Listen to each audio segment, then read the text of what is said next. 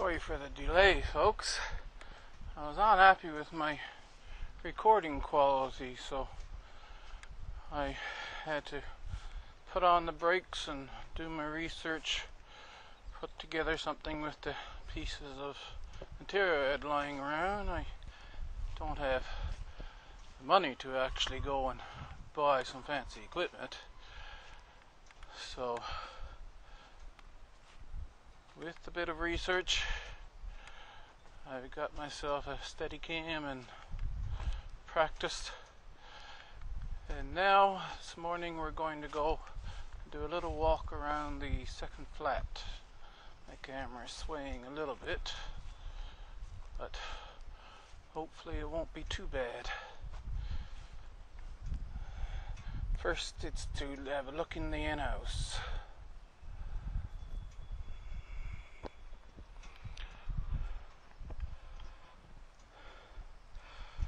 Quite some time ago now I made this in-house.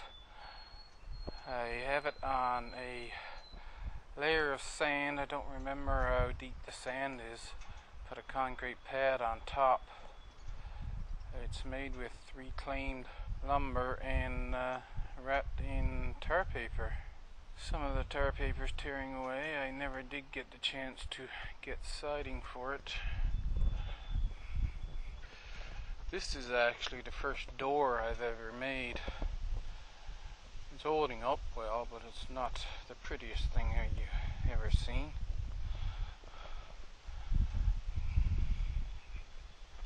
I have 12 hens, well, 12 chickens in here. I thought they might be all hens, but one of them is starting to crow. No, in you go. In.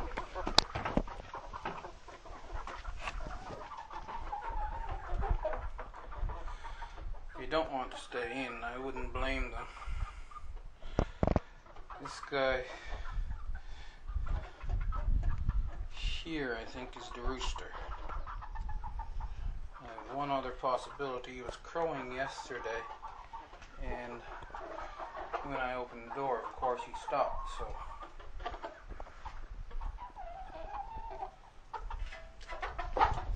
that one.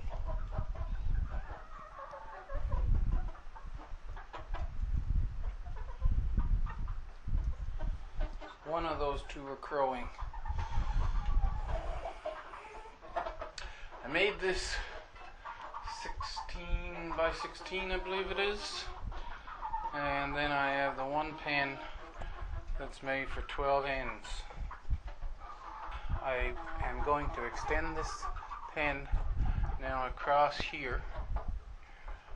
I will leave that wall so that I can put new chicks in the one side and have a door on the bottom so they can get used to each other, and then after they've been seeing each other through the mesh for a while, I can open the door and let them blend together on their own time.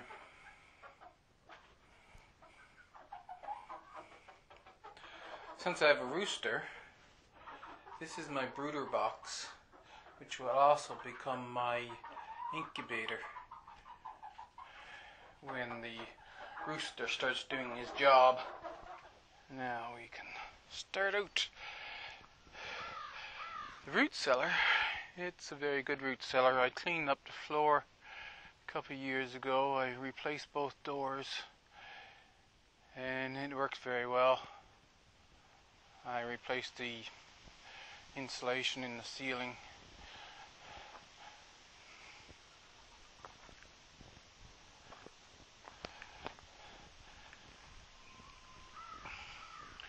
Now, as far as going up here, yesterday I was collecting some mulch for a spot down below, so you get to see this area newly mowed, as much as I had to mow to get the mulch, that is.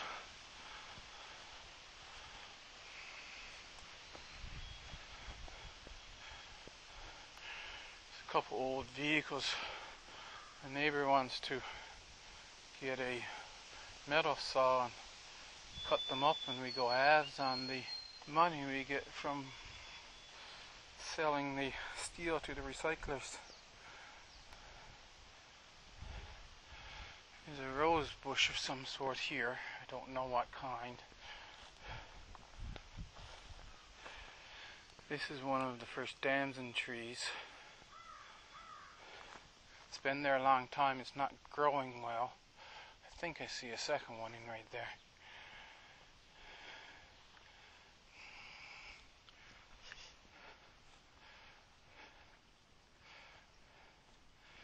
This is the damson tree that grew the best, but I don't see any sign where it has ever produced fruit. So when I get working here, give it some light, it might. It is, however, sending up suckers. There's a sucker here, and another one right beside him. There's a sucker over on the far side of this green car. And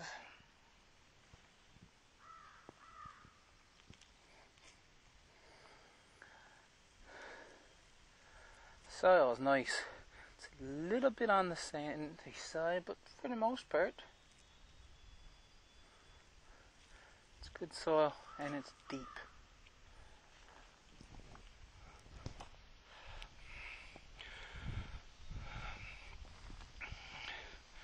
I'm walking here.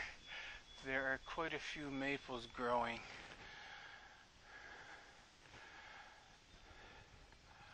Kind of sad that I'm going to have to take out this maple. The reason being, there's a damson tree beside him. And I want to get, I believe there was initially 6 damson trees. I have another fair sized maple there. Once he gets some extra light, he might not take very long. I'll be able to tap it.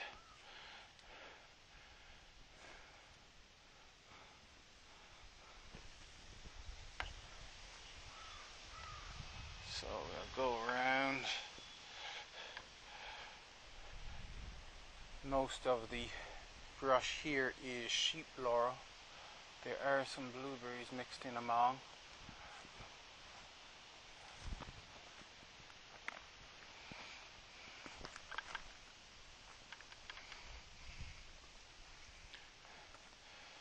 These alder looking bushes are serviceberry, otherwise known as Saskatoon berry.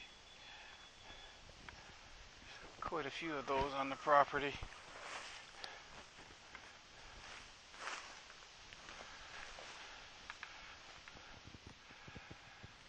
I'm hoping that this year I get some fruit. There's a lot of fruit growing.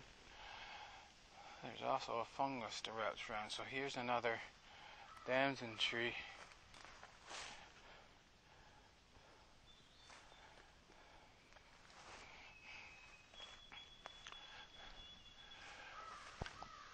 I'm thinking about leaving the birch trees. But the aspen,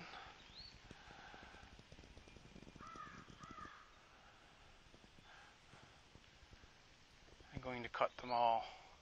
There's 40, I believe. I counted. And it takes about 5 of them to make a cord of wood. So which gives me 8 cords of firewood once I get the aspen cut down. So I come up to get the mulch yesterday, as I said, and I find this.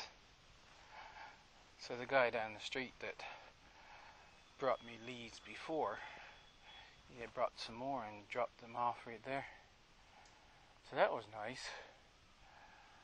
But I had already started with grass clipping, so it's my wood shed, well, wood shelter there. I think it takes about 6 cords, but I'm not sure. I had built a platform for cutting up wood. I put a log on there, fill it up and cut it up. I get the full quad trailer load of wood. So as I said, there's a lot mowed, so it's looking nicer than what it would have been before.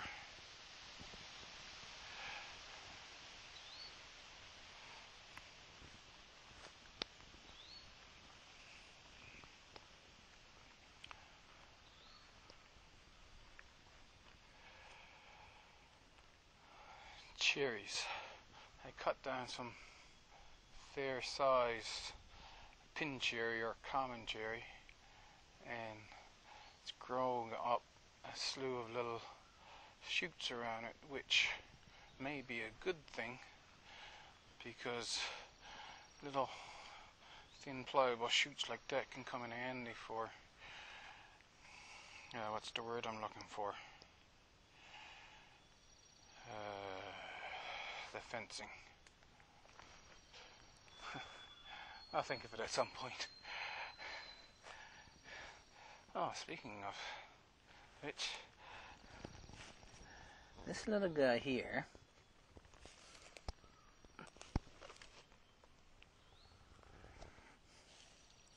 is one of the apple trees from my father and I's experiment. And now,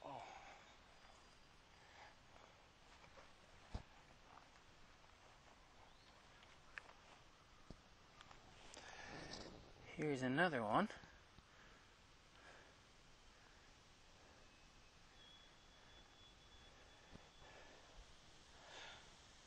What I'm thinking I might do is take a piece from the plum tree or the pear tree and graft it onto that rootstock, because the apples are probably not going to be that great. But those pears and plums are already grafted onto a rootstock, so that might be a good idea. This is one of the older apple trees that's been there since I can remember. It makes good apples, but its location, it doesn't produce a lot.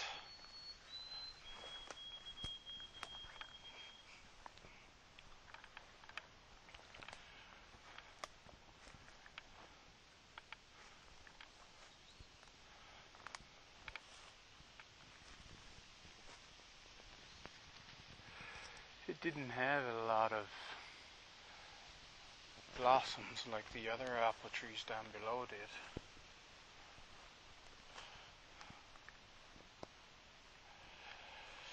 Coming up here was my first surprise, because this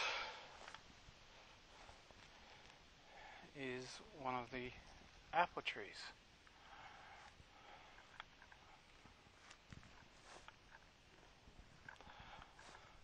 From the experiment. And it's a good size trunk on it, so grafting something onto that should be very good. Easy, I should say. I'll find out. It'll be my first grafting experience. When I cut down trees, I put the branches in the piles for the use of small mammals and the little winter birds.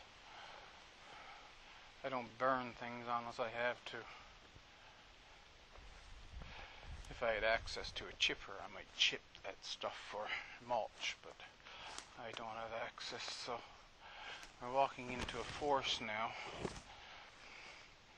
This used to be a garden, this old flat, I was told, but once you actually get past this point here, you can see where there used to be a garden bed, but past this point there's not much sign, so I'm thinking that the garden ended where I'm standing now.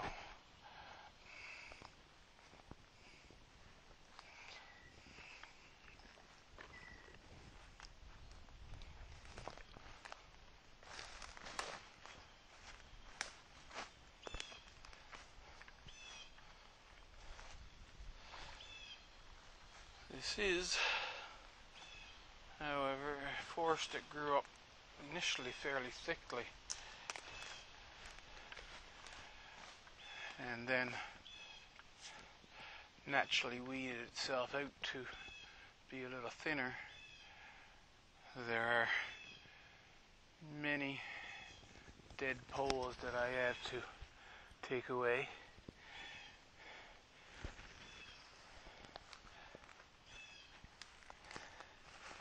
And in windstorms now, they're often getting trees breaking.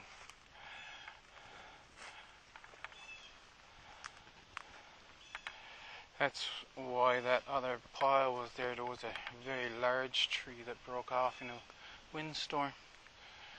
And the logs that you've seen out in the mowed area, that's come from that tree.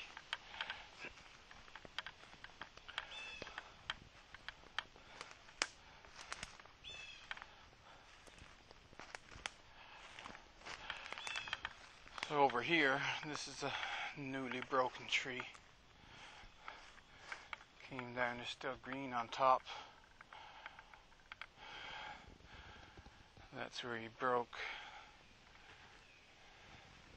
If you look at a lot of these trees, the spruce trees, you look way up and there's just a bit of green right on top.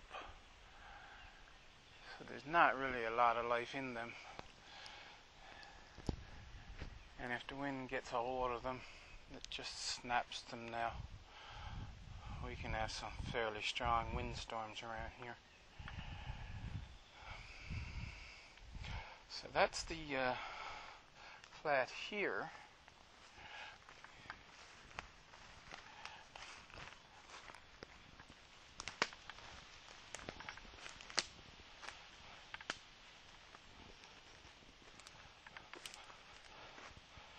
So just out there past that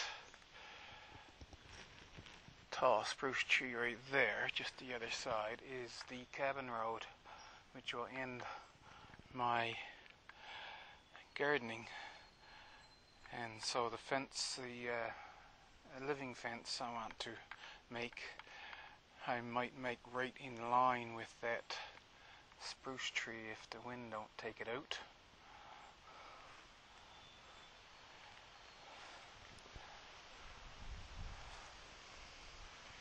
In here,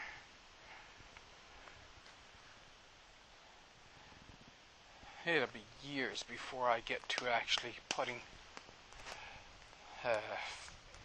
trees producing fruit.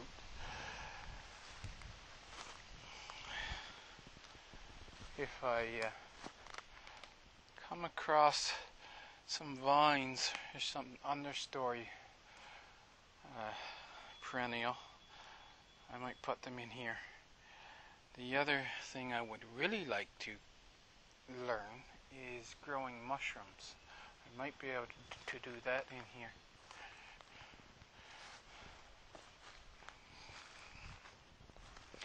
And so that's the first flat, I call it. It's good soil and deep rock free.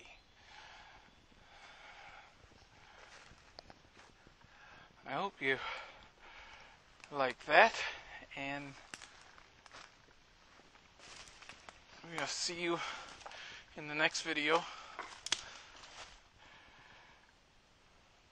You see.